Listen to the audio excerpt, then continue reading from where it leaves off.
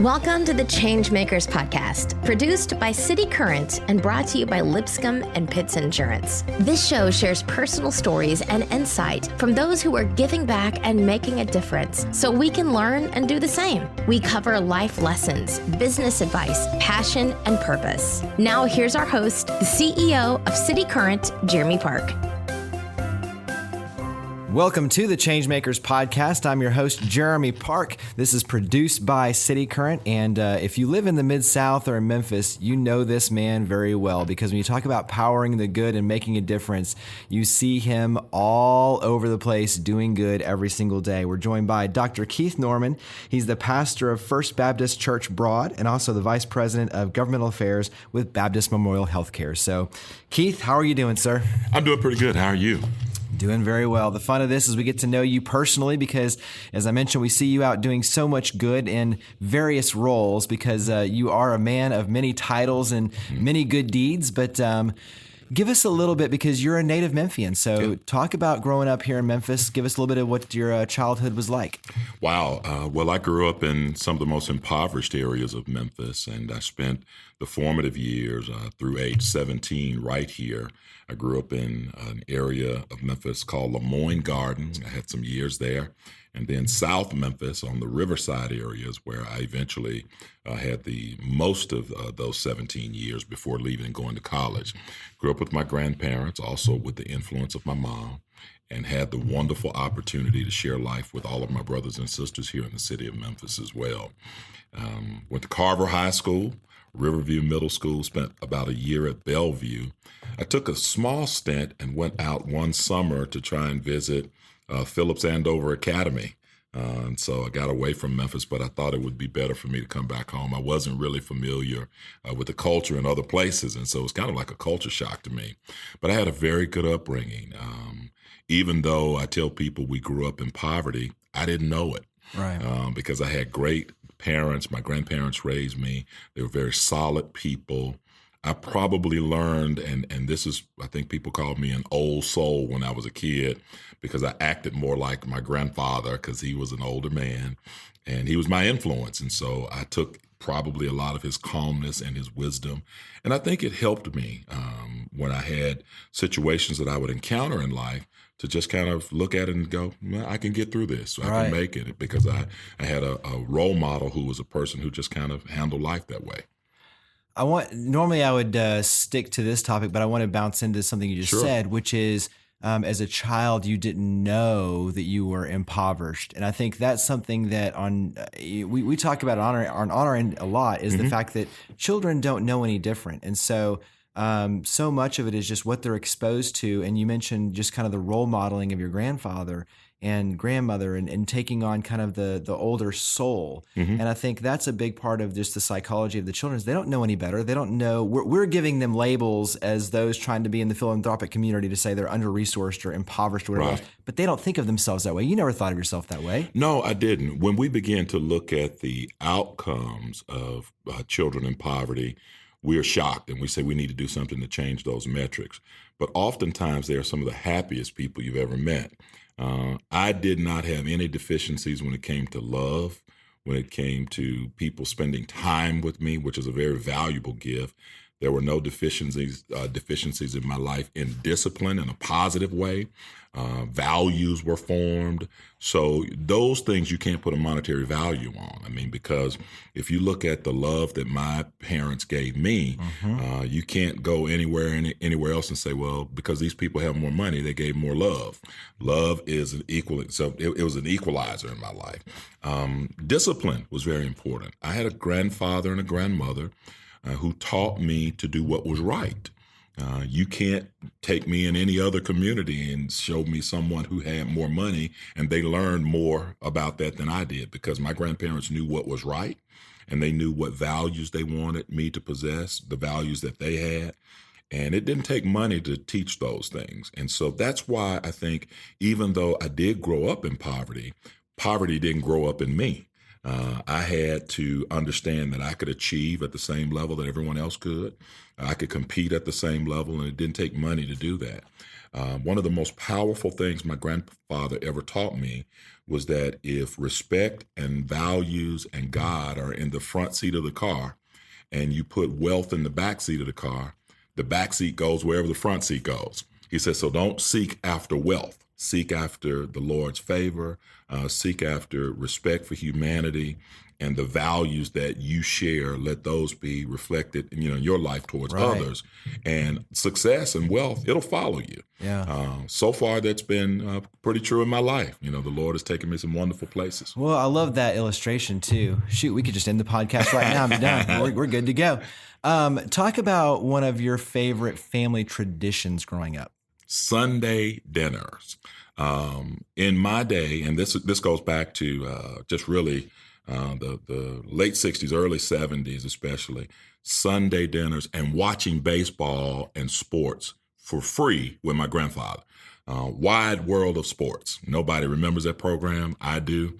But I could see boxing on Saturdays and wrestling on Saturdays free. Now you got to have pay-per-view. Right. But and then Sunday dinners. I always knew, and dinner was a staple at my home around the table.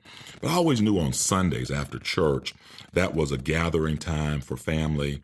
And it was something special about that.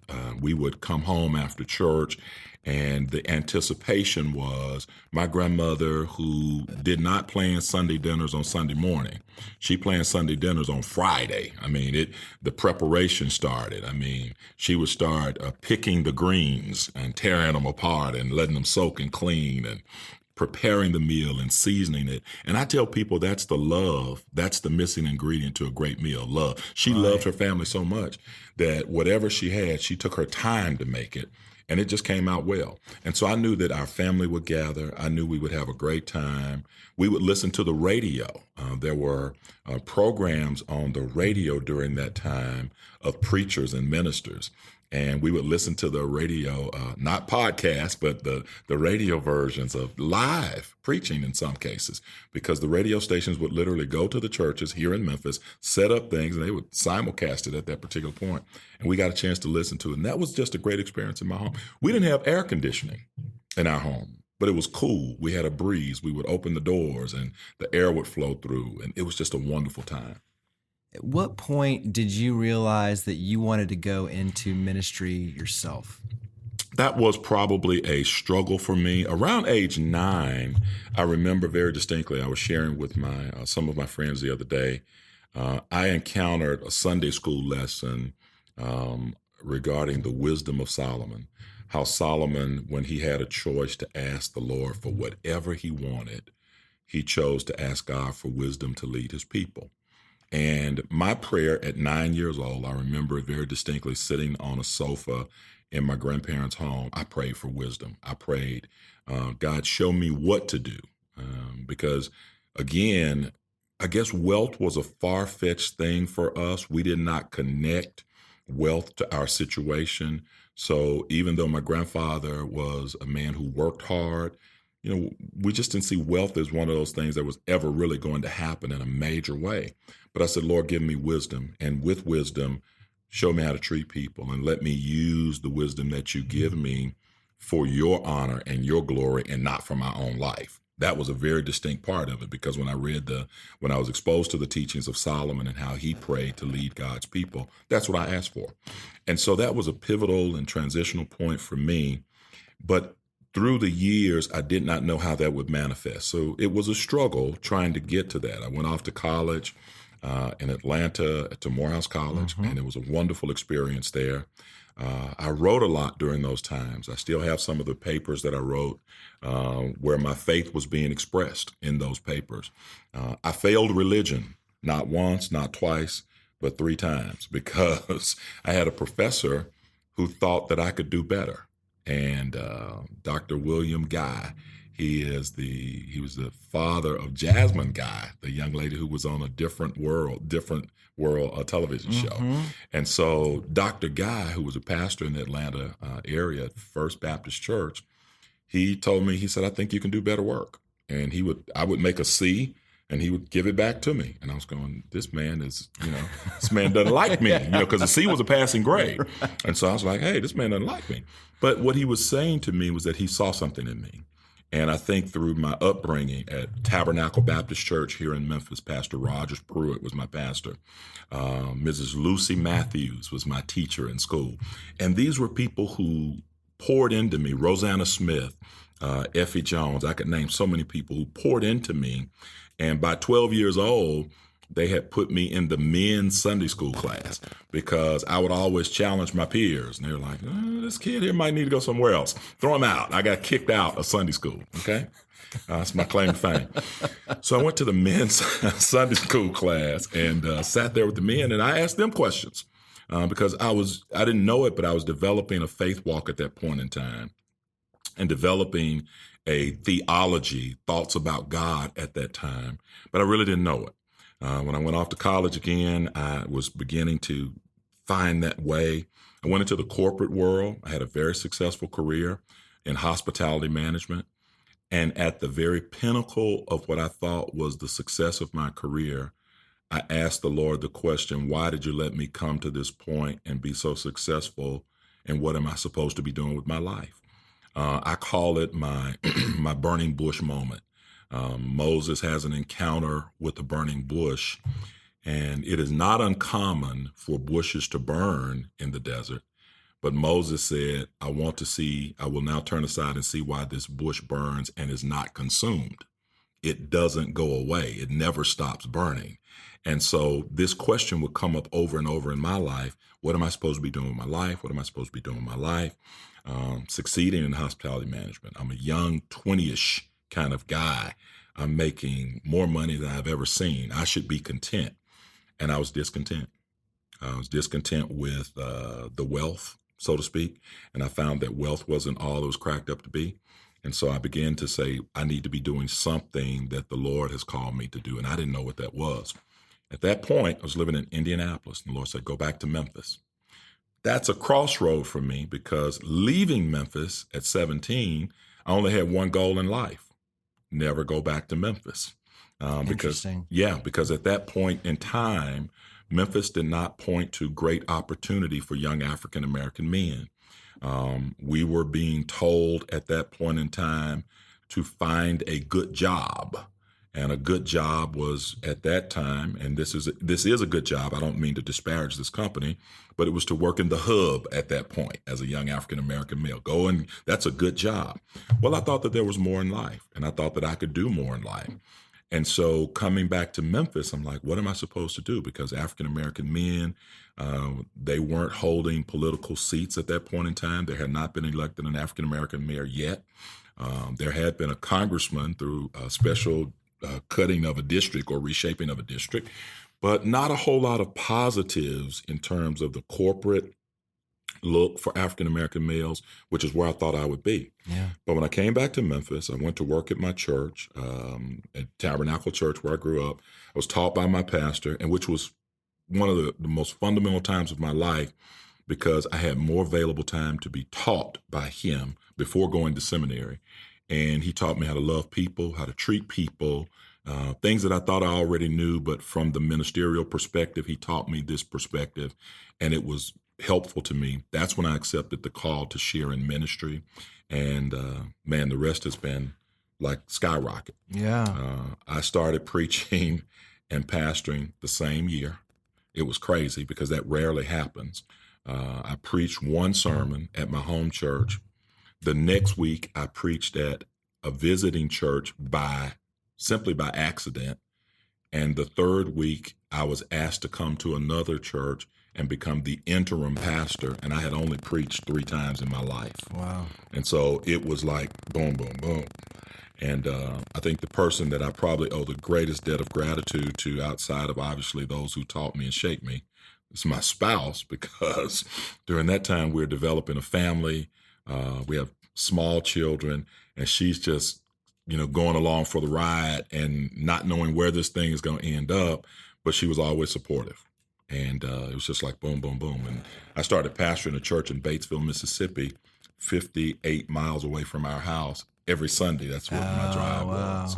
Yep. And so, that's a lot of sacrifice. There's a lot of sacrifice, and a lot of Sunday mornings we get up real early to get there.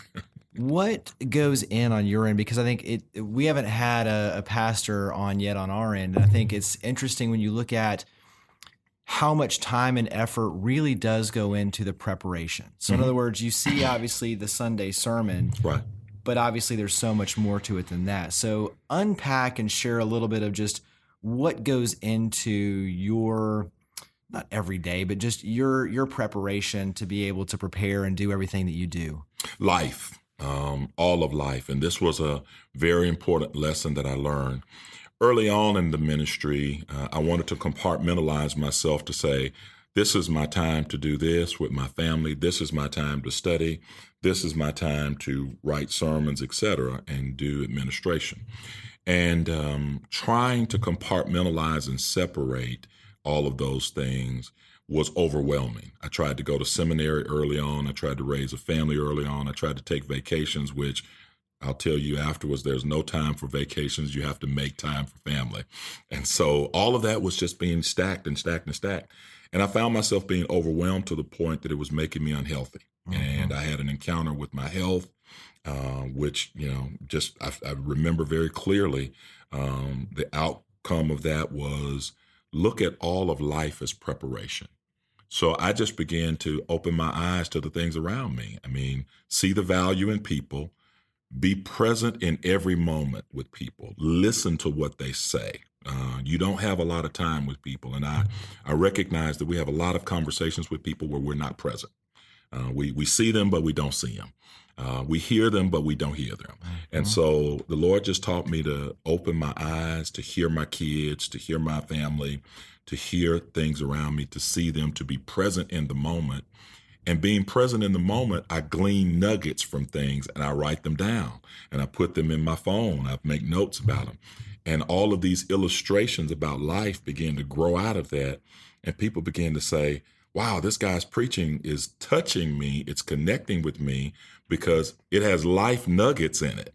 I could take scripture and relate it to illustrations and life application moments, and then it began to gather and grow. That's how our church grew. Our church grew from 40 or 50 people when I came here to over 5,000. Wow. Because I think people heard in my preaching a connection to life. They heard the scripture. They saw that the work was being done, but I could take that and make it plain, so to speak. A lot of people would say he makes it real plain or make it very applicable. So that's how it grew. That's how it flourished. That's how I knew where I was supposed to be.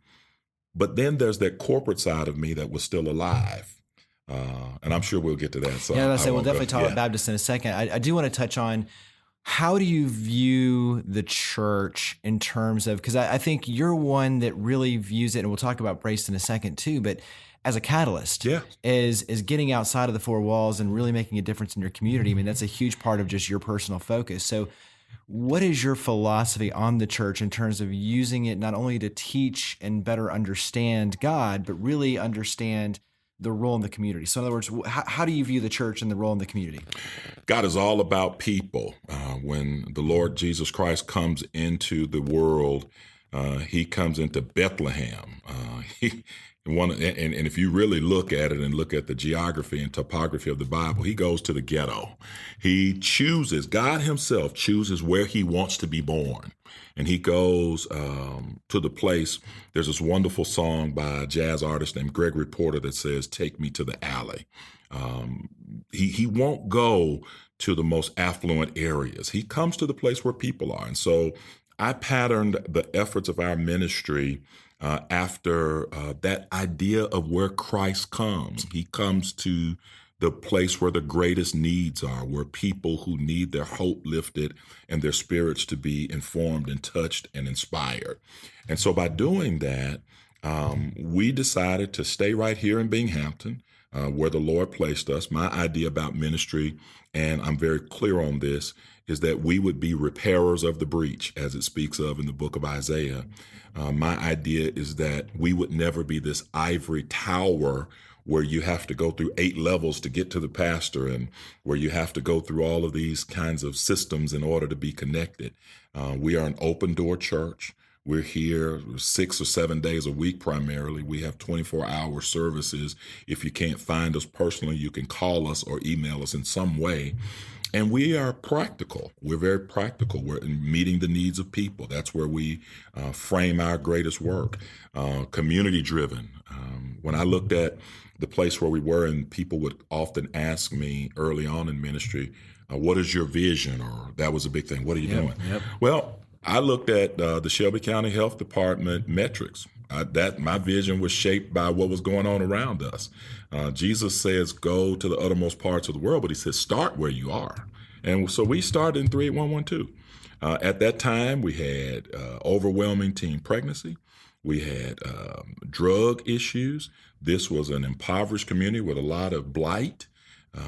We saw all manner of abuse towards the elderly and women.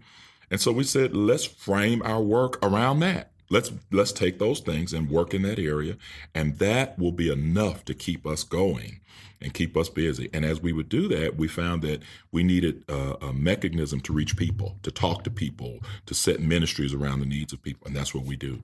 And as a result, the church just began to grow, and now that spirit permeates this entire facility. Right. The staff thinks about it. We don't do anything that is not people-centered, because we know the heart of God is to love his people. Talk about Braced. Yeah. Broad Avenue Community and Economic Development Corporation. We formed that as another way to go outside of the four walls of the church. We recognize that when this community began to shrink a little bit more, it began to what we call just kind of dry up. The Sam Cooper corridor opened up. It rerouted traffic off of Broad Avenue. Buildings began to close up. Businesses began to move away. Houses remained blighted and abandoned in this community. So we decided, if we're going to be here as a stakeholder, we need a vessel to get into this community and do the things that we need to do. And sometimes the church is not the right vehicle to go into some of those intimate areas. So we formed the Broad Avenue Community and Economic Development Corporation to buy blighted properties, to help incubate businesses, to stabilize this community and the economic development, to ward off things that were not good for the community. We sometimes use the word gentrification, and I'm not necessarily arguing against the refurbishment and gentrifying of a community. I just want it to be done in positive ways so that the community stakeholders aren't driven out, and that the price points of everything are not set so high that the stakeholders and people who live here can't access them. So we balance it. Braced is doing a park, a facility in this community that's free. We see things around this city, and we see some wonderful things, but people don't always have access to the highest quality, nicest things. I'll give you a good example. Over the last couple of years, or a few months really, we've seen the 200th anniversary of Shelby County. Mm-hmm. We've seen, I think, the 200th anniversary of the city of Memphis. And so as wonderful as that is, we had these great celebrations, but when you talk to people in the inner city, in places like Binghamton, New Chicago, Riverside, South Memphis, they don't know what that celebration is all about. They don't connect to it. They don't go to the celebrations. When the celebrations are in Shelby Farms or in the Laughlin Yards area, people hear about it, and we still have kids who don't know where the Mississippi River is. We still have kids who don't know where Shelby Farms. Where is Shelby Farms? I mean, we hear about it. It's this wonderful facility. And so I decided, why can't we bring some of those nice things into the inner city? Why can't people in communities like Binghamton, like Orange Mound, like at South Memphis, why can't we have some of these great big open fields of dilapidated property, old warehouses? Why can't we bulldoze that stuff, clean it up, and put something nice there for the residents so that they don't have to go somewhere else to appreciate where they live? They can appreciate it right here. Absolutely. That's what Braced is doing. We're trying to take this community. We work with stakeholders. We work with others who want to come in and put restaurants and shops, but we also say leave space for the things that people can do to enjoy life at no price point at all. If you recreate community and everything has an entry fee or a price point in order to enjoy it, it's really not for the people who live there. Right. It's for people who you're creating trying barriers. to draw. Yeah, you're doing barriers. Yep. There needs to be some things that I can walk out of my house and just say, I'm going for a walk. right? Christ Community Clinic next door to us, we love them. They're a good friend and partner. When they tell the resident or they tell the patients, you need to walk 2 miles a day, and that person says, but I don't have anywhere safe to walk. And they'll say, well, go to Shelby Farms or go downtown and go. I can't get there. The buses don't get me there. I don't have a car to get there. But what if you said, leave the clinic and walk across the street? There's a wonderful park right there with a walking track, and it's safe, it's well lit, and you can go. And there's a game there this weekend. There's organized sports activities. There's a health coach going to be there talking about things this Saturday and also on Friday. That's stuff that helps people right where they are. Well, and everything you're talking about, too, is you've got the economic engine, you have the civic pride, but to your point then, you're solving issues that, and when you look at it like transportation, those are barriers that people face. And so when you talk about their health and their wellness, they're not able to take full control of that because of these other factors. Right. Now you're giving them the ability to take full control and, to your point, not have to leave their neighborhood, but also to not have to pay an entry fee or a barrier to be able to access that. You know, and that, just this one other thing, we do it with a sense of sensitivity. If we know we have poverty, if we know we have economic and educational barriers, we also know that the language that we use to communicate to people is very important. We make sure we're sensitive in our language, and we make sure that we are appropriate in our language, because there are things that are going on. There are things that are happening in the health community right now that the average person just doesn't understand. So we will sit down and we'll say, how do you take this national and international message and reduce it to the lowest common denominator so mom and the kids can get it right here where we are? Yep. Yeah. Talk about, that's a good segue into Baptist Memorial Healthcare, Vice President of Government Relations on your end, which in and of itself is a big responsibility. Talk about Baptist overall so that listeners have some context there, especially for those who aren't here in the Mid-South. So give us a little bit of a context around Baptist and your role, and then we'll dive into some of the kind of responsibilities on your end. So Baptist, and I think this was, again, God's perfect design and will for my life. My corporate gene, when the Lord switched me into the ministerial manifestation, didn't go away. I'm an administrator just by default. I wake up organizing stuff, and probably good that I have a lot of jobs, because if I had to stay at home all day, I'd be rearranging the pictures on the wall every 15 minutes, tightening doorbells and stuff. It just drives me crazy. OCD, and so that's me. So Baptist is an outgrowth with perfect alignment to who I am and what the Lord called me to do. The mission of Baptist Healthcare is preaching, teaching, and healing the ministry of Jesus Christ manifested here in the earth. And so I'm a preacher, I'm a teacher, but how did I manifest healing was always a question in the back of my mind. We do emotional wellness here in the church, obviously a lot of counseling and a lot of support for people who need emotional wellness. And then we try to bridge the gap with the physical healing. We would work through Christ Community. I told you about our relationship with Shelby County Health Care Department. But as a government relations expert or worker, not an expert, for Baptist Memorial Healthcare, I get to go out and help shape policy that impacts people right here in my community. That's what gets me excited every day, because that's a manifestation of the Lord's work in government. And I like government. I work with government. I pray for people in government every day. I support government. And I see a perfect interface. I was the former chairman of the Shelby County Democratic Party. I did not shy away. I don't think that there is this hard, rigid separation between church and state as we like to use it sometimes. To get ourselves out of speaking up. I think if the church doesn't speak up, and especially speak truth to power, then we let people suffer. I have this wonderful image in my head from an African proverb that says, when the elephants fight, the grass suffers. And so when big entities like corporations and government trample, nothing but the people die. And so if policy doesn't come out right, affordable health care, if we don't get that kind of stuff, if we don't get insurance rates that are lower for people, if we don't get an opportunity to access networks of healthcare in our city and go to the places that offer the best place for us to heal and to recover, then people suffer.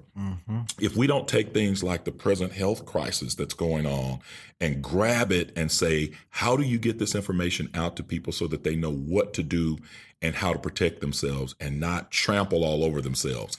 Another scripture, when there is no clear vision, people trample all over themselves. Where there is no one showing the way, people do what they think they need to do, and they just end up destroying themselves.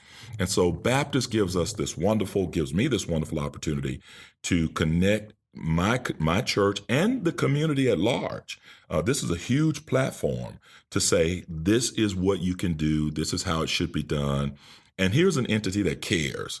What I love about the soul of Baptist is that it is not what we say on the label. It is who we are on the inside. Nice. I have seen it at some of the most critical days where I wondered how this corporation would act on certain issues. And being a part of the senior leadership, I am so proud to say that they chose the path of empathy and compassion every time, and not well, here are the legal outcomes, or here's the potential this or that. They said, no, we're going to do what's right.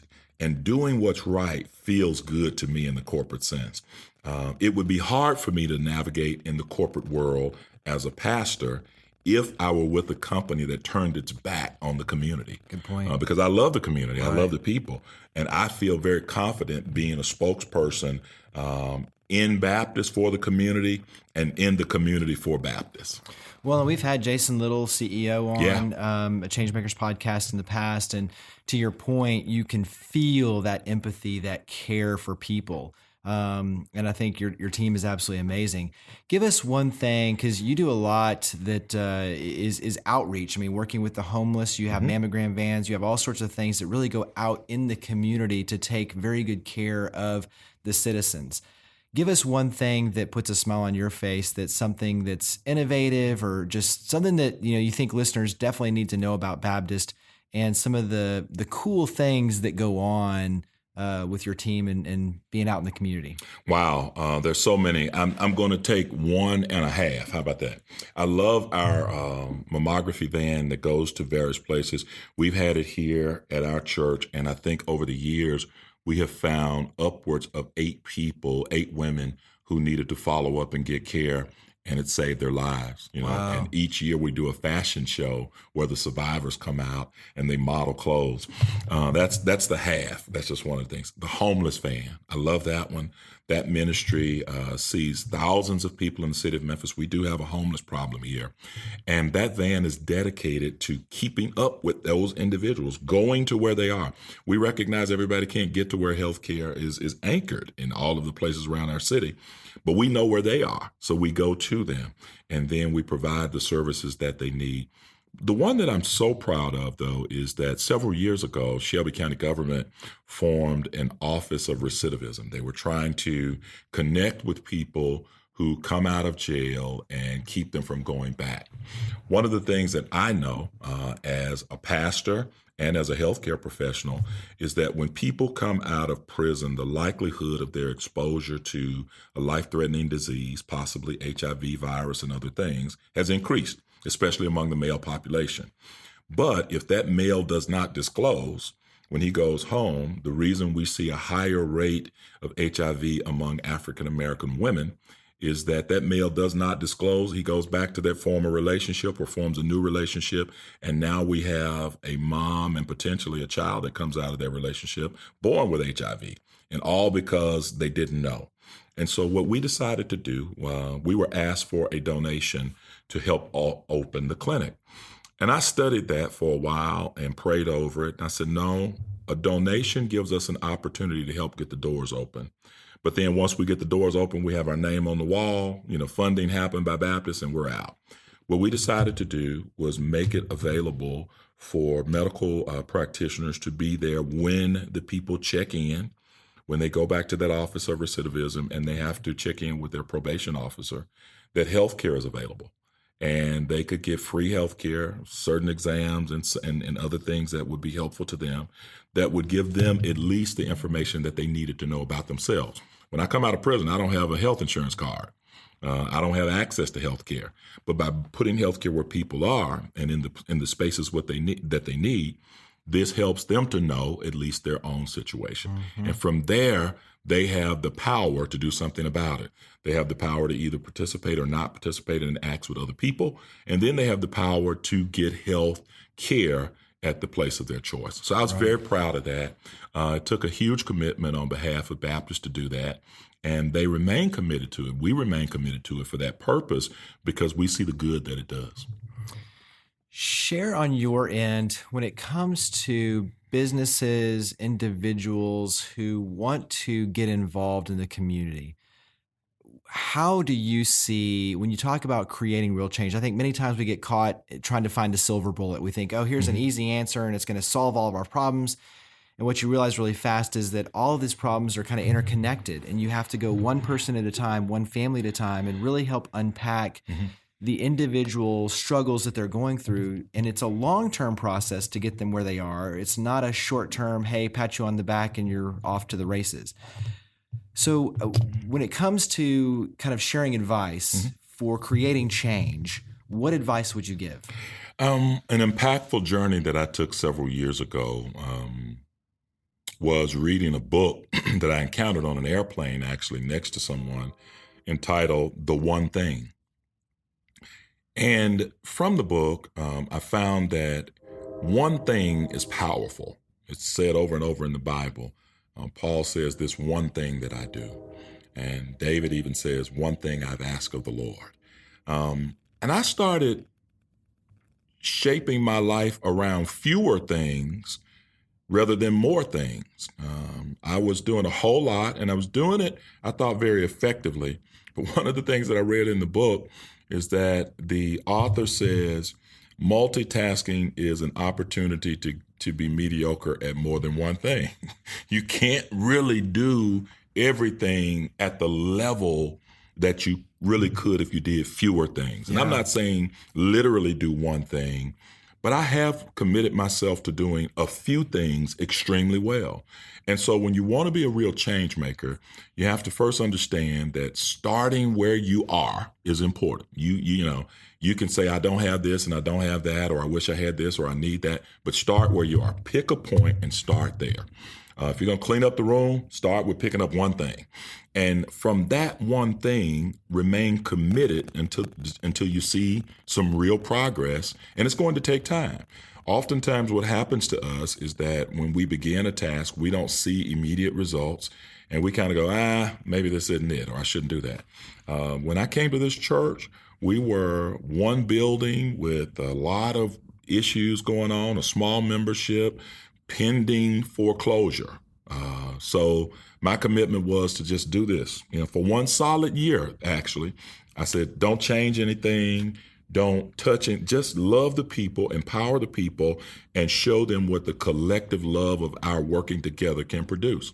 Before you know it, we're building, we're growing, we're moving, but we've been doing that one thing, and one thing can get you to a point where you can do more things. Now, we get other people to find their one thing, find your one thing. Yep. And so everybody doesn't have to do the same thing. Your ministry is not mine. Mine is not yours. What you do, and I commend you for this, is a very powerful use of media.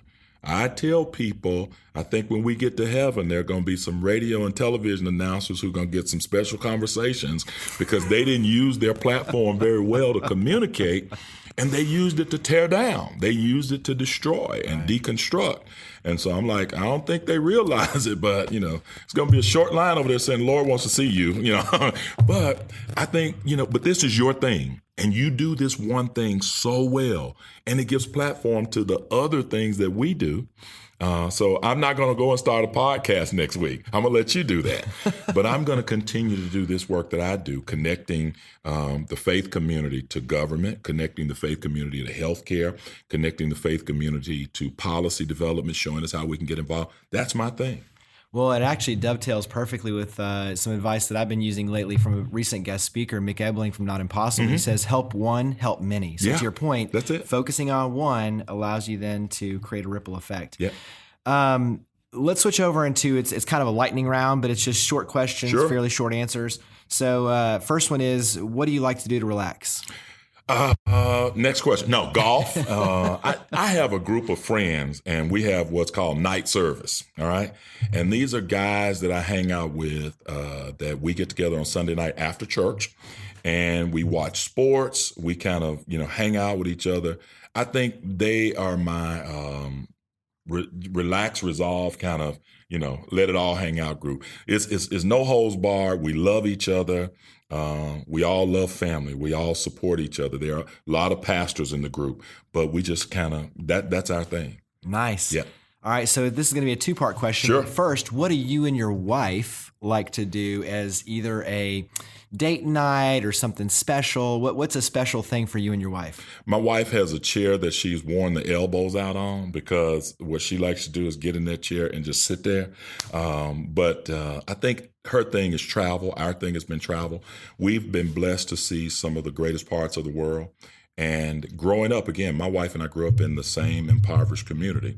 And one of the things that I used to tell her when we dated as young people in high school, I said, stick with me, I'm going to take you places. And now when we go somewhere, we were in Greece one year, we were in Israel one year, and every time we get there, I said, I told you I was going to take you places. And so travel has been one of our greatest joys. I think our children, we're at a stage of life where we've raised 4 children together. We have our first grandchild, and we are probably best or at our best when we see them accomplishing things, because we feel like they are the arrows that we've launched into the world. And one of the things that I say about our children that I think my wife agrees with is I'm proud to say we've raised 4 children that if they were not our children, I'd be happy to be their friends. Nice. Because they're good people. Yeah. Yeah. So that's been our great joy. Well, the second part of that question was going to be, where do you like to go with your kids? So your family. Anywhere. Probably. We are homebodies, believe it or not. Now, we have a great travel experience. We've done a lot of local things. I think the most fun place that we did was New York, because my kids, and Las Vegas, I will say, and New Orleans. My kids are night hawks. They'll wake up in the middle of the night. We woke up one night in New York, and I forget the name of the famous bakery that is on television, and you go there. It was 2:00 in the morning. We were standing there in the bakery, man. Just, hey, let's do it. Dad, we want to go here. I said, okay, let's go. And then one night in Vegas, the roller coaster, there's a Ferris up in the sky. It's up in the sky. His dad, we want to go ride that. And I'm like, okay, let's go. So you like some adrenaline then? Yeah. And I don't want, here again, I think as committed people, busy people, we do a lot for others. But for me, I wanted to make sure that when I had that time with my kids, that they knew I was all theirs and there was nothing off limits. Now, I do recall specifically saying on the Batman ride, I forget where it is, it's in St. Louis or somewhere, that was the last time I was going to ride a roller coaster. I got on. They said, "Come on, Dad." I said, "Yeah." I said, "Look, I'm not made for this anymore. I believe if God wanted my organs to be hanging upside down in my body, He would have made them that way. Because when that thing flipped me over a couple times, I was like, wait a minute, So I'm not putting them down. But that was my last time riding a roller coaster. Yeah. When you have friends come to visit you here in Memphis from out of state or just out of the area, where do you like to take them? I like to take them to the local places where you don't see the names plastered everywhere. There's some nice spots in Memphis. I like Mahogany Restaurant. It's a new restaurant. I like the Crock Pot. I don't know if anybody's ever heard of that. I like A&R Barbecue. There are so many places that have that Memphis feel that are like, we've been here and we do it. That's what's the one over on Winchester? God, I forgot the name of it. The soul food there. I mean, they don't have any billboards, but they have a line. Trust me. I mean, Privé is good. I like that group. You go in there, you get a feel. Privé is a funny place. Let me tell you about it. You go there. It's at Winchester and Riverdale. It's the Gotti family who owns the spot. And when I go in there, there's nothing but love. People just sitting there eating and enjoying themselves, enjoying a great meal. All of these are wonderful spaces. And I like to because sometimes your friends will come to town and they will have heard about this place or that place. And I don't put those places down. Those are good spots. But I say, okay, if you think that's good, let me take you somewhere. Cozy Corner Barbecue. take it to cozy corner. And then look, don't eat the hot. Don't you can't handle it because, your friends be sitting there going, whoa, what'd you give me? All of these places that are Memphis staples. I was at Four-Way yesterday, Four-Way over, grill over on Mississippi, the Four-Way. I've been there. That was the first restaurant I went to as a kid when I wanted to go out somewhere for my birthday. I don't know how old I was, but it goes back to the days when the original owners were there. And I said, I want to go to Four-Way Grill. And it was a birthday place, especially in the African-American community. That was like, Houston's is today. It was like, if you went to the Four-Way Grill, man, you were on top.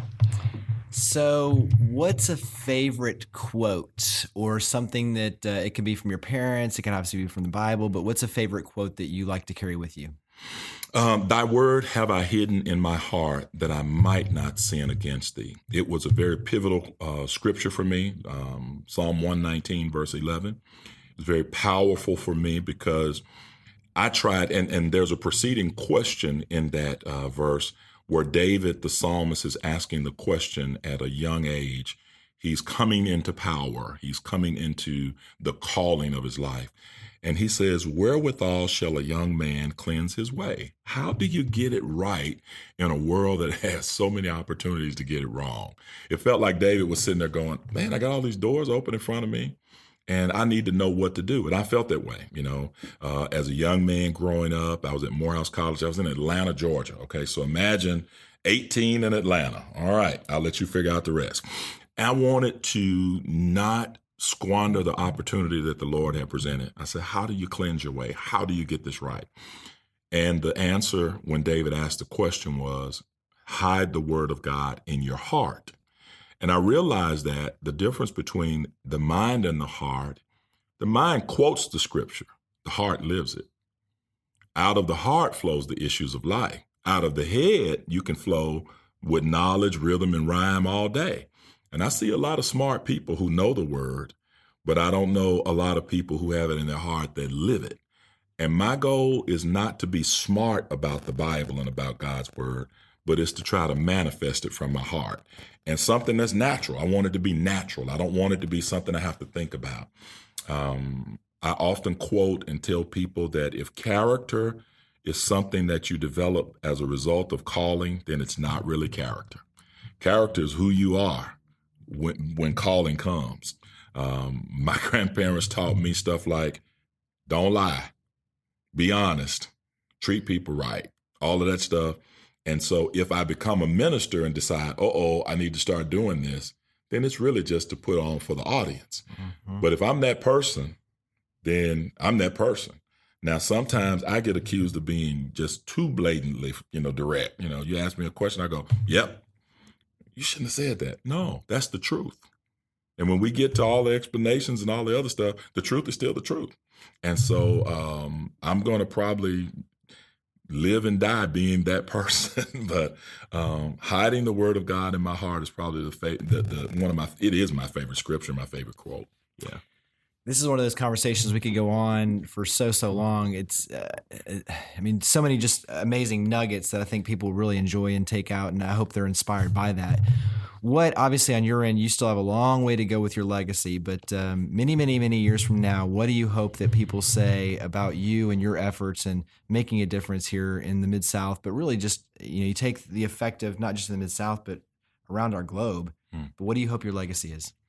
That I treated people right, that I did not harm. I take the Hippocratic oath of doctors very seriously, even though I'm not a medical doctor. Do no harm, and that means when you have the opportunity to do right, do it. And that's deep for me because do no harm in the sense of social, ministerial, administrative type work can mean I'm not setting out to do you any harm. But it also means when I have the opportunity to do good, to do it, to take that opportunity. I think we have so many opportunities in this life to do well by people that either we don't hear because our spirits are not in tune to it, or we don't see because we're so busy pursuing our own goals. One of the practices that I learned in seminary and other practices of life is just focus and solitude and being present. And so if I'm talking to someone and they say something to me that makes my ear kind of go, here's something that I hear, and I have the power to do something about it, then I'm going to do it. I don't have to go through a whole lot of red tape. I don't have to ask a lot of questions. I don't have to get permission from anybody. If I have the power to get it done, get it done. And that's important to me. Not that I have done these things or been in these positions or, owned anything great in life, but that I've done right by people as I have encountered them, especially with power and authority. I realize that the influence of my words and the decisions that I make have an impact on people's lives. And so I want to use that influence in a way that the Lord is pleased and it brings the greatest outcomes for people. And even for the few or some who will say, that decision didn't work for me, if they understand that I did what I thought was right for the greatest number of people at that point in time, then that's well. I shared with some of the members of our congregation last night that while we are going through certain protocols in church because of the current crisis that is taking place in the land, it won't make everybody happy. Change doesn't make everybody happy. I mean, there are going to be airports that are closed. There are going to be some people say, well, I would fly anyway. But I am a Trekkie to some degree, a small scale.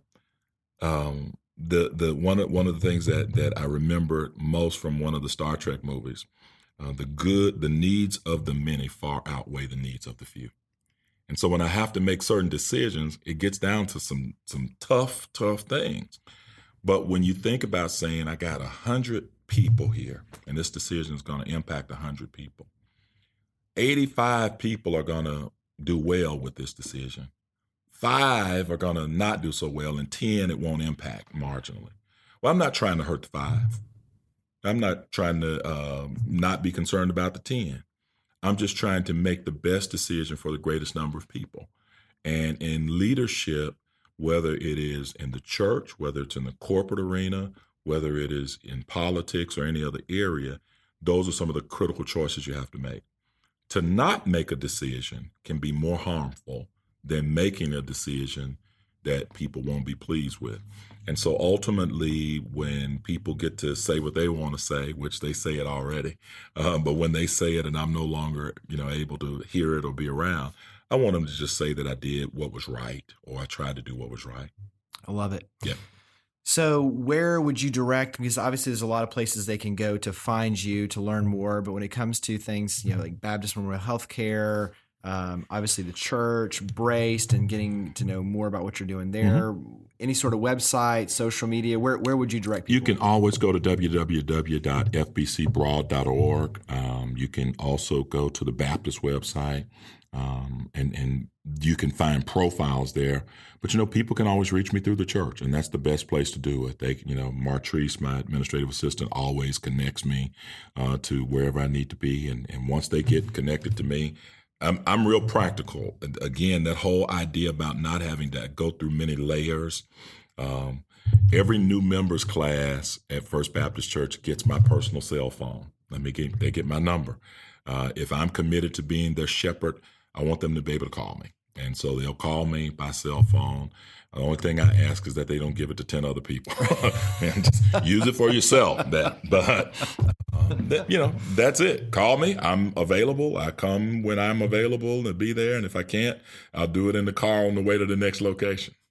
Well, you make it easy, and I think Baptist Online is the handle for Baptist. But to your point, it's very easy to find you, to find Baptist, to find Brace, to find First Baptist Church Broad as well. So, Dr. Keith Norman, thank you for all you do, for being a change maker, not only here in our community, but obviously with all those around the world that you inspire. So thank you for being a change maker, for coming on the podcast. We appreciate it. Thank you. Wonderful opportunity. Thank you for listening to the ChangeMakers podcast, produced by City Current and brought to you by Lipscomb and Pitts Insurance. To learn more about our guests and share your stories of others leading by example, visit us online at citycurrent.com or follow us on social media using @CityCurrent. Please make sure to subscribe, rate, and review our podcast wherever you listen. Now, think big, start small, and act now. Be a change maker.